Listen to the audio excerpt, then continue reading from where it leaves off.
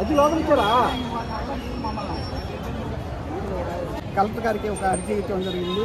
ఈ real estate వ్యాపారస్తులు ఆ భూములన్నీ కూడా కబ్జా చేసి కనీసం శ్మశాన స్థలం కూడా లేకుండా పోయింది. అది అందరికీ దళితులకి, గిరిజనులకి, అనాథలకి శ్మశాన స్థలం కూడా లేకుండా పోయింది. ఆ స్థలాలు కూడా ఇల్లు లేవు, ఆ ఇల్లు కూలిపోతూ ఉన్నాయి. అవి కూడా వర్షాలకు వస్తే మొత్తం పోయినాయి. ఈ విధమైనటువంటి పరిస్థితులు ఉన్నాయి. రియల్ ఎస్టేట్ వాళ్ళు ఆ శ్మశాన స్థలాలు డంకపారుబోకు, గ్రామ నత్తము, ఆ భూములన్నీ వాళ్ళకి ఆక్రమించుకొని వాళ్ళు అమ్ముకొని కోట్ల రూపాయలు గడించారు. జానడ స్థలం కూడా లేకుండా చేస్తున్నారు. ఇది అన్యాయం సార్, చాలా దుర్మార్గమైన విషయము. కాబట్టి తప్పకుండా దీని మీద మేము పోరాడుతున్నాము. ప్రజలకు కనీసం శ్మశానాన్ని దక్కాలి కదా.